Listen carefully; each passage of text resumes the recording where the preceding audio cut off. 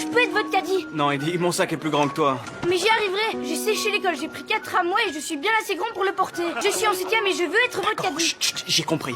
Je vous ai vu jouer plein de fois. J'y arriverai très bien. Sous les supplications insistantes d'Eddie, Francis a consenti à lui donner une chance. Ce qu'il ignore, c'est que ce sera l'un des plus justes choix de sa vie. Il y a seulement quelques mois, Francis était encore un caddie. Mais heureusement, un vieux client qu'il employait régulièrement a vu le talent en lui et l'invitait toujours exceptionnellement à jouer avec lui. Mais cette fois-ci, lorsque Francis jouait au golf, son patron l'a surpris. La peur de perdre son travail l'a rendu très nerveux. Cela l'a amené à ne pas réussir à frapper la balle en 2 coups consécutifs. Il a finalement réussi au 3e coup. Tu as joué en combien? J'ai fait 80... Et le 15, tu l'as joué en combien? Oh, en 9, monsieur. Quand le patron a appris que Francis n'a utilisé que 81 coups pour la première fois sur le terrain de golf le plus difficile, il a déjà reconnu son talent ou son fort intérieur. Alors, le patron et les vieux clients ont donné à Francis une chance de se prouver. Ils l'ont inscrit à un tournoi de golf du mois prochain. Cette nouvelle a tellement excité Francis. Cependant, à cette époque où les classes sociales étaient bien définies, en tant que caddie, il a été directement rejeté d'un revers de main par le président de l'association. Pour participer au tournoi, il faut non seulement avoir des techniques de haut niveau, mais aussi être membre de leur club et être parrainé par un membre. Après avoir entendu des conditions aussi strictes, Francis se prépare à partir. Mais justement, à ce moment-là, l'homme le moque en lui disant qu'il n'aurait jamais assez d'argent pour payer les $50 d'inscription. Si j'avais de quoi payer ces $50, je devrais quand même faire partie d'un club. Alors en théorie, non bien sûr. Mais il a encore besoin d'un membre de club pour l'endosser. Ensuite, le vieux client de Francis est intervenu. Il a garanti Francis en se servant de son statut de membre. Mais l'inscription de $50 pourrait assurer 1 an de vie à la famille de Francis. Après avoir écouté ses rêves, son père était rempli d'indignation et de déception. Moi aussi j'ai eu des rêves.